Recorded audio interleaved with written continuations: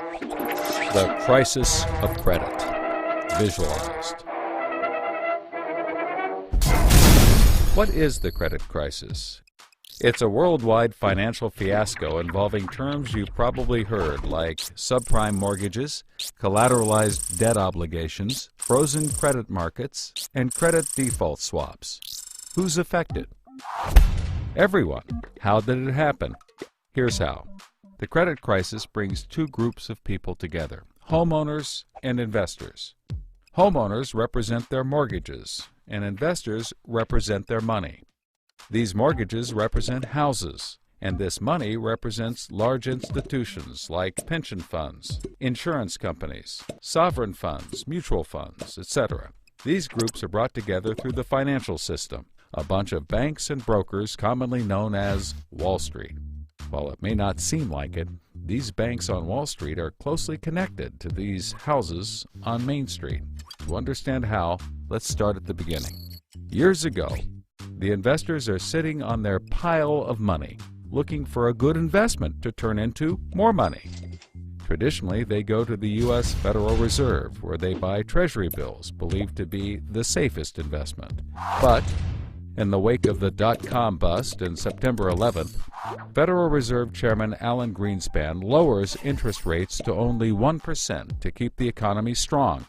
1% is a very low return on investment, so the investors say, no thanks. On the flip side, this means banks on Wall Street can borrow from the Fed for only 1%. Add to that general surpluses from Japan, China, and the Middle East, and there's an abundance of cheap credit. This makes borrowing money easy for banks and causes them to go crazy with leverage. Leverage is borrowing money to amplify the outcome of a deal. Here's how it works. In a normal deal, someone with $10,000 buys a box for $10,000. He then sells it to someone else for $11,000. For a $1,000 profit, a good deal.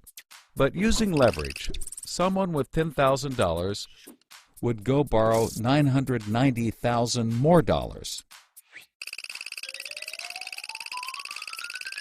giving him $1 million in hand. Then he goes and buys 100 boxes with his $1 million and sells them to someone else for $1,100,000. Then he pays back his $990,000 plus $10,000 in interest. And after his initial $10,000, he's left with a $90,000 profit versus the other guy's $1,000. Leverage turns good deals into great deals. This is a major way banks make their money. So Wall Street takes out a ton of credit, makes great deals, and grows tremendously rich, and then pays it back. The investors see this and want a piece of the action, and this gives Wall Street an idea. They can connect the investors to the homeowners through mortgages. Here's how it works. A family wants a house, so they save for a down payment and contact a mortgage broker. The mortgage broker connects the family to a lender who gives them a mortgage. The broker makes a nice commission. The family buys a house and becomes homeowners. This is great for them because housing prices have been rising practically forever. Everything works out nicely. One day, the lender gets a call from an investment banker who wants to buy the mortgage. The lender sells it to him for a very nice fee. The investment banker then borrows millions of dollars and buys thousands more mortgages and puts them into a nice little box. This means that every month he gets the payments from the homeowners of all the mortgages in the box. Then he sicks his banker wizards on it to work their financial magic, which is basically cutting it into 3 slices: safe, okay, and risky. They pack the slices back up in the box and call it a collateralized debt obligation, or CDO. A CDO works like 3 cascading trays. As money comes in, the top tray fills first, then spills over into the middle, and whatever is left into the bottom. The money comes from homeowners paying off their mortgages. If some owners don't pay and default on their mortgage, less money comes in and the bottom tray may not get filled. This makes the bottom tray riskier and the top tray safer. To compensate for the higher risk, the bottom tray receives a higher rate of return, while the top receives a lower, but still nice return. To make the top even safer, banks will insure it for a small fee called a credit default swap. The banks do all of this work so that credit rating agencies will stamp the top slice as a safe, AAA rated investment, the highest, safest rating there is. The OK slice is BBB, still pretty good, and they don't bother to rate the risky slice. Because of the AAA rating, the investment banker can sell the safe slice to the investors who only want safe investments. He sells the OK slice to other bankers, and the risky slices to hedge funds and other risk takers. The investment banker makes millions. He then repays his loans. Finally, the investors have found a good investment for their money, much better than the 1% Treasury bills. They're so pleased they want more CDO slices. So the investment banker calls up the lender, wanting more mortgages. The lender calls up the broker for more homeowners, but the broker can't find anyone. Everyone that qualifies for a mortgage already has one, but they have an idea.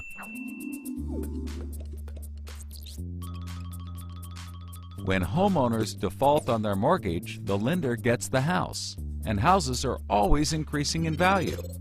Since they're covered if the homeowners default, lenders can start adding risk to new mortgages, not requiring down payments, no proof of income, no documents at all. And that's exactly what they did. So instead of lending to responsible homeowners, called prime mortgages, they started to get some that were, well, less responsible. These are subprime mortgages. This is the turning point. So, just like always, the mortgage broker connects the family with a lender and a mortgage, making his commission. The family buys a big house.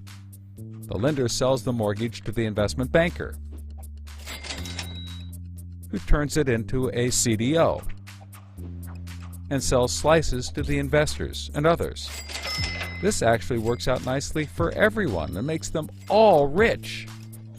No one was worried because as soon as they sold the mortgage to the next guy, it was his problem. If the homeowners were to default, they didn't care. They were selling off their risk to the next guy and making millions, like playing hot potato with a time bomb. Not surprisingly, the homeowners default on their mortgage, which at this moment is owned by the banker. This means he forecloses and one of his monthly payments turns into a house. No big deal. He puts it up for sale. But more and more of his monthly payments turn into houses. Now there are so many houses for sale on the market, creating more supply than there is demand, and housing prices aren't rising anymore. In fact, they plummet. This creates an interesting problem for homeowners still paying their mortgages. As all the houses in their neighborhood go up for sale, the value of their house goes down, and they start to wonder why they're paying back their $300,000 mortgage when the house is now worth only $90,000. They decide that it doesn't make sense to continue paying, even though they can afford to, and they walk away from their house. Default rates sweep the country and prices plummet. Now the investment banker is basically holding a box full of worthless houses. He calls up his buddy the investor to sell his CDO, but the investor isn't stupid and says, no thanks. He knows that the stream of money isn't even a dribble anymore. The banker tries to sell to everyone, but nobody wants to buy his bomb. He's freaking out because he borrowed millions, sometimes billions of dollars to buy this bomb, and he can't pay it back. Whatever he tries, he can't get rid of it. But he's not the only one. The investors have already bought thousands of these bombs. The lender calls up trying to sell his mortgage, but the banker won't buy it, and the broker is out of work. The whole financial system is frozen, and things get dark.